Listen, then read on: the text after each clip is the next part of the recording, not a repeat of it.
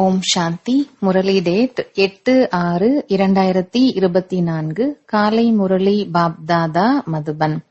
பாபா கூறுகின்றார், இனிமையான குழந்தைகளே, நினைவினால்தான் பாவ கர்மங்கள் வினாசம் ஆகின்றது, டிரான்சினால் கிடையாது. டிரான்சில் செல்வது ஒரு மதிப்பற்ற பைசாவிற்கான விளையாட்டாக இருக்கிறது. ஆகையால் டிரான்சில் செல்வதற்கான ஆசை வைக்க வேண்டாம். கேள்வி: மாயாவினுடைய விதவிதமான ரூபங்களிலிருந்து தப்பித்துக் கொள்வதற்காக அனைத்து குழந்தைகளுக்கு பாபா எந்த ஒரு எச்சரிக்கையை கொடுக்கின்றார்? பதில்: இனிமையான குழந்தைகளே, தியானத்தில் போவதற்கான ஆசை வைக்காதீர்கள்.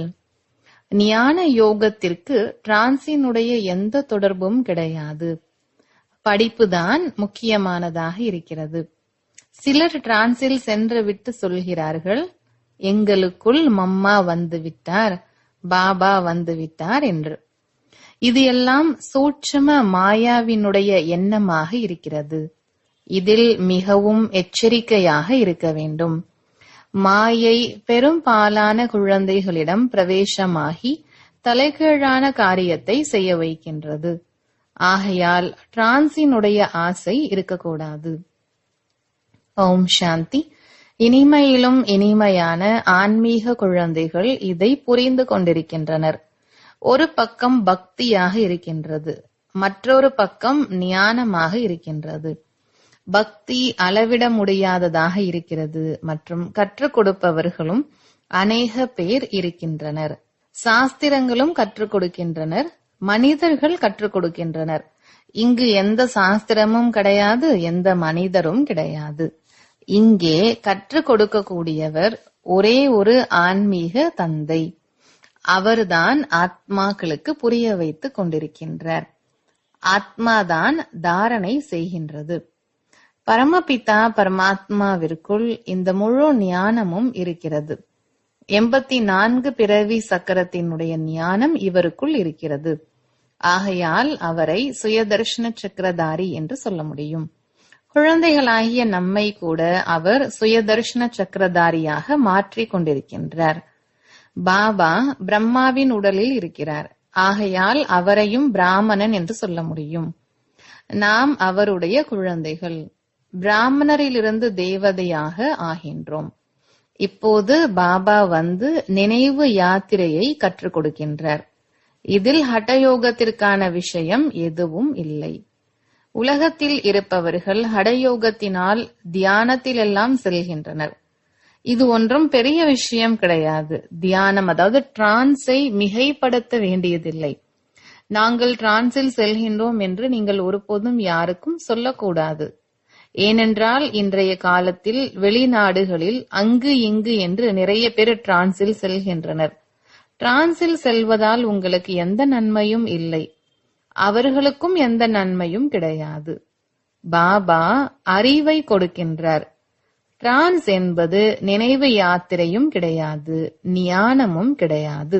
தியானத்தில் அதாவது டிரான்ஸில் செல்லக்கூடியவர்கள் ஒருபோதும் எந்த ஞானமும் கேட்பதில்லை, பாவமும் அழியாது. டிரான்ஸிற்கு மகத்துவம் எதுவும் கிடையாது. குழந்தைகள் யோகத்தில் ஈடுபடுகின்றனர், அதை டிரான்ஸ் என்று சொல்ல முடியாது. நினைவினால்தான் பாவ கர்மங்கள் வினாசம் ஆகும். டிரான்ஸினால் பாவ கர்மங்கள் அழியாது. பாபா எச்சரிக்கை செய்கின்றார், குழந்தைகளை டிரான்ஸில் செல்வதற்கான ஆர்வம் வைக்காதீர்கள். இந்த சந்நியாசிகள் எல்லாம் ஞானம் எப்பொழுது கிடைக்கிறதோ அப்போது வினாசத்தினுடைய சமயம் ஏற்படுகிறது என்று தெரிந்திருக்கிறீர்கள். நீங்கள் அவர்களுக்கு அந்த மாதிரி அழைப்பு கொடுத்து கொண்டிருக்கிறீர்கள். ஆனால் இந்த ஞானம் அவர்களுடைய புத்தியில் சீக்கிரத்தில் வராது. எப்பொழுது வினாசத்தை எதிரில் பார்க்கின்றார்களோ அப்பொழுது வருவார்கள். இப்பொழுது மரணம் வந்துவிட்டது என்பதை எப்போது அருகாமையில் பார்க்கின்றார்களோ அப்பொழுது ஏற்றுக்கொள்வார்கள். அவர்களுடைய பாகம் கடைசியில் தான் இருக்கிறது. இப்பொழுது வினாசம் வந்துவிட்டது, மரணம் வந்துவிட்டது என்று நீங்கள் கூறுகின்றீர்கள். இவர்கள் பொய் சொல்கின்றனர் என்று அவர்கள் நினைக்கின்றனர். உங்களுடைய மரம் மெதுவாக பெரியதாகின்றது. பாபாவை மட்டும் நினைவு செய்யுங்கள் என்று சந்நியாசிகளுக்கு சொல்ல வேண்டும். இதை பாபா புரிய வைக்கின்றார். உங்களுடைய கண்களை மூடக்கூடாது. கண்களை மூடிக்கொண்டீர்கள் என்றால் பாபாவை எப்படி பார்க்க முடியும்? நாம் ஆத்மாக்கள் பரமபிதா பரமாத்மாவிற்கு எதிரில் அமர்ந்திருக்கின்றோம். அவரை பார்க்க முடியாது. ஆனால் இந்த ஞானம் புத்தியில் இருக்கிறது. பரமபிதா பரமாத்மா நமக்கு படிப்பு சொல்லிக் கொடுத்து கொண்டிருக்கின்றார். இந்த உடலினுடைய ஆதாரத்தினால் என்று குழந்தைகள் நீங்கள் புரிந்து கொண்டிருக்கின்றீர்கள். தியானத்தில் செல்வது போன்ற எந்த விஷயமும் இல்லை. தியானத்தில் செல்வது பெரிய விஷயம் ஒன்றும் இல்லை. இந்த போக் எல்லாம் கூட டிராமாவில் நிச்சயிக்கப்பட்டிருக்கிறது. வேலைக்காரராகி போக் எல்லாம் எடுத்துக்கொண்டு வருவீர்கள். எப்படி வேலைக்காரர்கள் பெரிய மனிதர்களுக்கு உணவளிக்கின்றனர், நீங்கள் கூட வேலைக்காரர்களாக இருக்கின்றீர்கள். தேவதைகளுக்கு போக் எடுத்து சென்று கொண்டிருக்கின்றீர்கள். அவர்கள் ஃபரிஷ்தாக்களாக இருக்கின்றனர். அங்கே மம்மா பாபாவை பார்க்கின்றனர். அந்த சம்பூர்ண மூர்த்தி லட்சியமும் குறிக்கோளாக இருக்கிறது. அவர்களை அந்த மாதிரி ஃபரிஷ்தாவாக யார் உருவாக்கியது? மற்றபடி டிரான்ஸில் செல்வது பெரிய விஷயம் இல்லை. இங்கே ஷிவ் பாபா எப்படி படிப்பு சொல்லிக் கொடுக்கிறாரோ அப்படி அங்கே கூட ஷிவ் பாபா இவர் மூலமாக சிலவற்றை புரிய வைப்பார். சூட்சும வத்தனத்தில் என்ன நடக்கிறது இதை மட்டும் தெரிந்து கொள்ள முடிகிறது. மற்றபடி டிரான்ஸ் முதலானவற்றிற்கு எந்த விதமான மகத்துவமும் கொடுக்க வேண்டாம். யாருக்காவது டிரான்ஸ் காட்டுவது இது கூட குழந்தைத்தனமாக இருக்கிறது. பாபா அனைவருக்கும் எச்சரிக்கை கொடுக்கின்றார், டிரான்ஸில் செல்லக்கூடாது.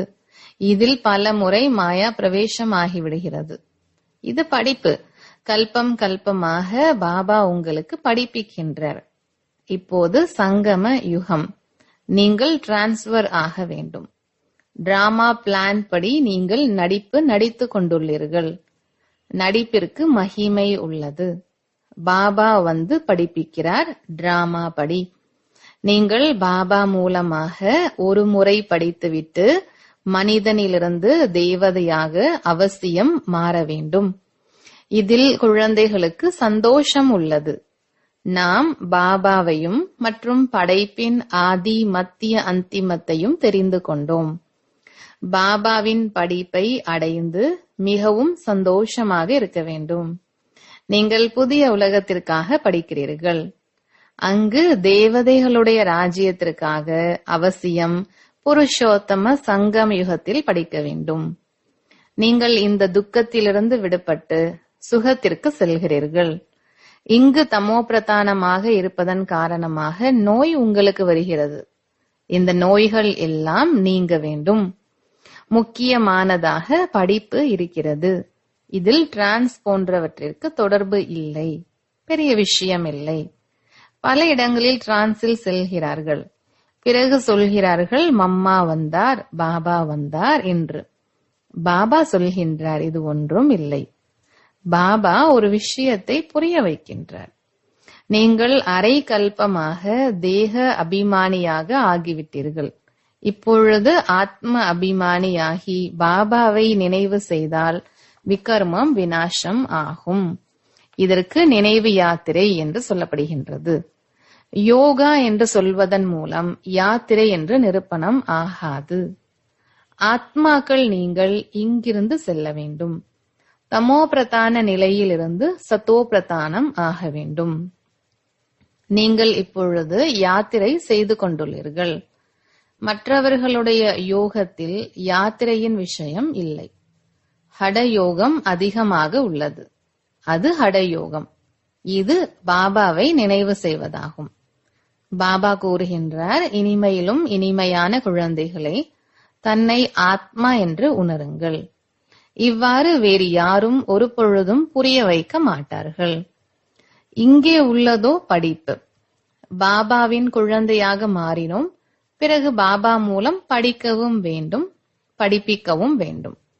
பாபா கூறுகின்றார், நீங்கள் அருங்காட்சியம் தொடங்குங்கள். தானாகவே உங்களிடம் வருவார்கள். அழைப்பதற்கு கஷ்டம் இருக்காது. இந்த ஞானம் மிகவும் நன்றாக உள்ளது. ஒரு பொழுதும் கேட்டதில்லை என்று கூறுவார்கள். இதில் கேரக்டர் மாறுகிறது. முக்கியமானது தூய்மை. இதில்தான் தொல்லைகள் எல்லாம் ஏற்படுகிறது. அதிக பேர் தோல்வியும் அடைகிறார்கள். உங்களுடைய நிலை இவ்வாறு இருக்க வேண்டும். இந்த உலகத்தை பார்த்தாலும் பார்க்காதவாறு, சாப்பிட்டாலும் குடித்தாலும் உங்களுடைய புத்தி அந்த பக்கமாக இருக்க வேண்டும். எவ்வாறு தந்தை புதிய வீடு கட்டினார் என்றால் அனைவருடைய புத்தியும் புதிய வீட்டின் மேல் செல்லும் அல்லவா? இப்பொழுது புதிய உலகம் உருவாகி கொண்டிருக்கின்றது. எல்லைக்கப்பாற்பட்ட தந்தை புதிய வீடு கட்டி கொண்டிருக்கின்றார். உங்களுக்கு தெரியும், நாம் சொர்க்கவாசியாக ஆகுவதற்காக முயற்சி செய்து கொண்டு வருகின்றோம். இப்பொழுது சக்கரம் முழுமையடைகின்றது. இப்பொழுது நாம் வீடு மற்றும் சொர்க்கத்திற்கு செல்ல வேண்டும். அதற்காக அவசியம் தூய்மையாக ஆக வேண்டும். நினைவு யாத்திரையின் மூலம் தூய்மையாக முடியும். நினைவில்தான் தடை ஏற்படுகிறது. இதில்தான் உங்களுடைய யுத்தம் உள்ளது. படிப்பில் எந்த ஒரு சண்டைக்கான விஷயமும் இல்லை. படிப்பு முற்றிலும் எளிமையானது. 84 பிறவி சக்கரத்தின் ஞானம் மிகவும் சகஜமானது. மற்றபடி தன்னை ஆத்மா என்று உணர்ந்து பாபாவை நினைவு செய்வது, இதில் உழைப்பு உள்ளது. பாபா கூறுகின்றார், நினைவு யாத்திரையை மறக்காதீர்கள். குறைந்தபட்சம் 8 மணி நேரம் அவசியம் நினைவு செய்யுங்கள். ஷரீர நிர்வாகத்திற்காக கர்மம் செய்ய வேண்டும். தூக்கமும் அவசியம்தான். சகஜ மார்க்கமாக உள்ளது அல்லவா? தூக்கம் கூடாது என்று கூறினால் ஹடயோகம் ஆகிவிடும். ஹடயோகிகள் அதிக பேர் உள்ளனர். பாபா சொல்கின்றார், அந்த பக்கமாக எதையும் பார்க்காதீர்கள். அதன் மூலம் எந்த பலனும் இல்லை. எத்தனை விதமாக ஹடயோகத்தை சொல்லித் தருகிறார்கள். இவை அனைத்தும் மனித வழி. நீங்கள் ஆத்மாக்கள். ஆத்மாதான் ஷரீரத்தை எடுத்து நடிப்பு நடிக்கிறது, டாக்டராக மாறுகிறது. ஆனால் மனிதர்கள் தேக அபிமானியாக உள்ளார்கள். நான் இன்னாராக இருக்கிறேன், நான் ஆத்மா என்பது இப்பொழுது உங்களின் புத்தியில் உள்ளது. பாபாவும் ஆத்மாதான். இந்த நேரத்தில் ஆத்மாக்களுக்கு பரமபிதா பரமாத்மா படிப்பிக்கின்றார். ஆகையால் மகிமை உள்ளது. ஆத்மாக்களும் பரமாத்மாவும் அதிக காலமாக தனியாக இருந்தது. கல்பம் கல்பமாக சந்திக்கிறது. மற்றபடி இந்த முழு உலகமும் தேக அபிமானத்தில் வந்து தேகம் என்று புரிந்து கொண்டு படிக்கிறார்கள், படிப்பிக்கின்றார்கள். பாபா சொல்கின்றார், நான் ஆத்மாக்களுக்கு படிப்பிக்கிறேன். நீதிபதி, வக்கீல், இது போன்று ஆத்மாதான் மாறுகிறது. ஆத்மாக்கள் நீங்கள் சத்தோ பிரதானமான தூய்மையாக இருந்தீர்கள். பிறகு நீங்கள் பாகத்தை நடித்து நடித்து பத்தீத்தமான போது பாபாவை அழைக்கிறீர்கள். பாபா வந்து எங்களை தூய்மையான ஆத்மாவாக மாற்றுங்கள் என்று. பாபாதான் தூய்மையாக இருக்கிறார். இந்த விஷயத்தை எப்பொழுது கேட்கிறீர்களோ அப்போதுதான் நடைமுறைப்படுத்துவீர்கள். குழந்தைகள் தாரணை செய்கிறீர்கள், தேவதையாக மாறுகிறீர்கள். இது வேறு யாருடைய புத்தியிலும் இருப்பதில்லை. ஏனென்றால் இது புதிய விஷயமாக இருக்கிறது. இது ஞானமாக உள்ளது, அது பக்தியாக உள்ளது. நீங்கள் பக்தி செய்து செய்து தேக அபிமானியாக ஆகியுள்ளீர்கள். இப்பொழுது பாபா சொல்கின்றார், குழந்தைகளே, ஆத்ம அபிமானி ஆகுங்கள். ஆத்மாக்களுக்கு பாபா இந்த ஷரீரம் மூலமாக படிப்பிக்கிறார். அடிக்கடி நினைவில் வையுங்கள், இந்த ஒரு சமயத்தில்தான் ஆத்மாக்களுக்கு தந்தை பரமபிதா படிப்பிக்கின்றார். மற்றபடி முழு டிராமாவிலும் ஒரு பொழுதும் பார்ட் இல்லை, இந்த சங்கம யுகத்தை தவிர.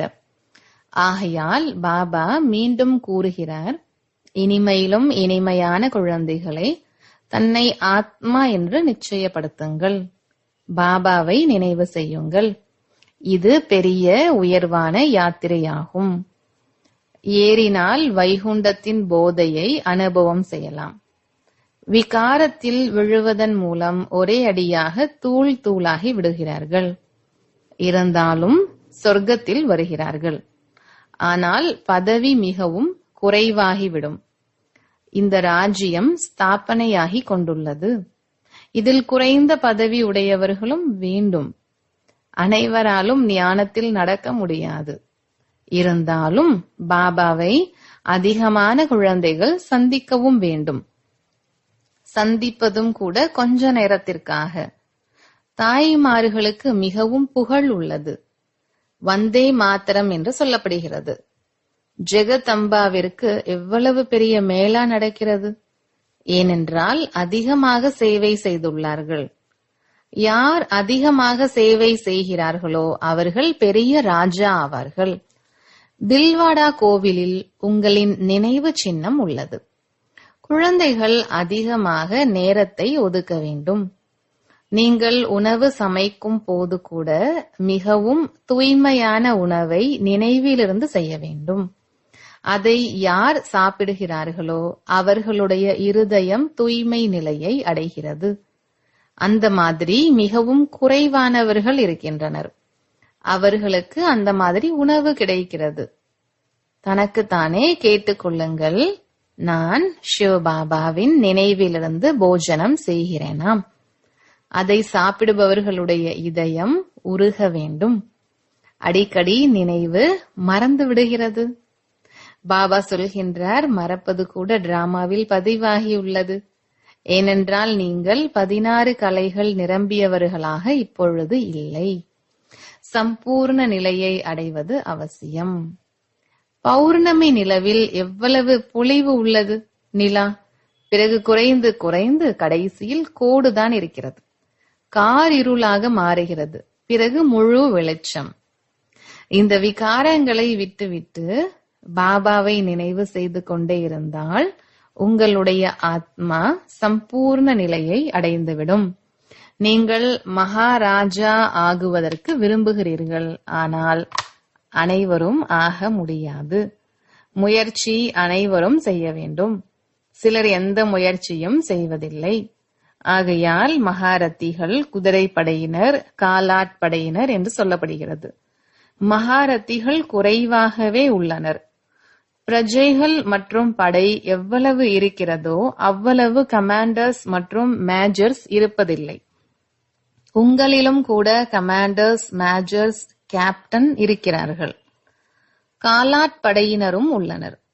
உங்களுடையதும் ஆன்மீக படை அல்லவா? முழு உழைப்பும் நினைவு யாத்திரையில் இருக்கிறது. அதன் மூலம்தான் பலம் கிடைக்கிறது. நீங்கள் மறைமுகமான போர் வீரர்கள். பாபாவின் நினைவு மூலம் விக்ரமங்களின் என்னென்ன குப்பைகள் உள்ளதோ அது பஸ்பமாகிவிடும். பாபா சொல்கின்றார், காரியங்கள் செய்யுங்கள், பாபாவையும் நினைவு செய்யுங்கள். நீங்கள் பல பிறவிகளுக்கான பிரியதர்ஷினிகளாக உள்ளீர்கள். ஒரு பிரியதர்ஷனனுக்கு இப்போது அந்த பிரியதர்ஷன் கிடைத்துள்ளார். அவரை நினைவு செய்ய வேண்டும். முதலில் நினைவு செய்திருந்தோம். விகர்மம் விநாசமாகவில்லை அல்லவா? பாபா கூறியிருக்கின்றார், நீங்கள் இந்த தமோ பிரதான நிலையிலிருந்து சத்தோ பிரதானமாக வேண்டும். ஆத்மாதான் ஆக வேண்டும். ஆத்மாதான் முயற்சி செய்து கொண்டிருக்கின்றது. ஜென்ம ஜென்மத்தினுடைய அழுக்கை நீக்க வேண்டும். இது மரண உலகத்தின் கடைசி ஜென்மம். அமர உலகத்திற்கு பிறகு செல்ல வேண்டும். ஆத்மா தூய்மையாகாமல் செல்ல முடியாது. கணக்கு வழக்கு அனைத்தையும் முடித்து செல்ல வேண்டும். அவ்வாறு இல்லாமல் தண்டனை அடைந்து சென்றால் பதவி குறைந்துவிடும். யார் தண்டனை அடையவில்லையோ அவர்கள் 8 மணி மாலைக்குரியவர்கள் என்று சொல்லப்படுகிறது. 9 ரத்தினங்களால் ஆன மோதிரம் போன்றவைகள் உருவாக்குகிறார்கள். அதை போல் ஆக வேண்டும் என்றால் பாபாவை நினைவு செய்வதில் மிகவும் உழைக்க வேண்டும். நல்லது. இனிமையிலும் இனிமையான காணாமல் போய் கண்டெடுக்கப்பட்ட செல்லமான குழந்தைகளுக்கு தாயும் தந்தையுமாகிய பாப் தாதாவின் அன்பு நினைவுகள் மற்றும் காலை வணக்கம். ஆன்மீக குழந்தைகளுக்கு ஆன்மீக தந்தையின் நமஸ்காரம். தாரணைக்கான முக்கிய சாரம். முதலாவது, சங்கம யுகத்தில் தன்னை டிரான்ஸ்பர் செய்ய வேண்டும். படிப்பு மற்றும் தூய்மையின் தாரணை மூலம் தன்னுடைய கேரக்டரை மாற்ற வேண்டும். டிரான்ஸில் செல்வதற்கான விருப்பம் வைக்க வேண்டாம். 2வது, ஷரீர நிர்வாகத்திற்காக கர்மம் செய்ய வேண்டும். தூக்கமும் வேண்டும். இது ஹட்டயோகம் இல்லை. ஆனால் நினைவு யாத்திரையை ஒருபோதும் மறக்கக்கூடாது. யோக யுக்த நிலையிலிருந்து அப்படி சுத்தமான உணவை சமையுங்கள் மற்றும் பரிமாறுங்கள். அதை சாப்பிடுபவர்களுடைய இதயம் சுத்தமாகிவிட வேண்டும். வரதானம்: தன்னுடைய சூட்சும சக்திகள் மீது வெற்றி அடைந்து ராஜ ரிஷி சுயராஜ்ய அதிகாரி ஆத்மா ஆகுங்கள்.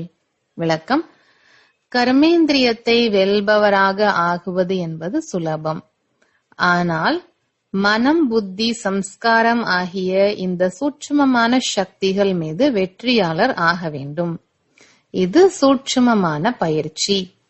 எந்த நேரம், எந்த சங்கல்பம், எந்த சம்ஸ்காரத்தை எமர்ஜ் செய்ய விரும்புகின்றீர்களோ அந்த நேரம் அதே சங்கல்பம், அதே சம்ஸ்காரத்தை சுலபமாக தன்னுடையதாக ஆக்க வேண்டும்.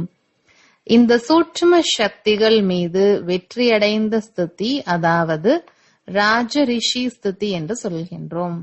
இப்பொழுதே ஒருமுகப்படுத்துங்கள் என்று ஒருவேளை சங்கல்ப சக்திக்கு கட்டளை பிறப்பித்தீர்கள் என்றால் ராஜாவின் கட்டளையை அந்த நொடியே அவ்விதமே ஏற்றுக்கொள்ள வேண்டும்.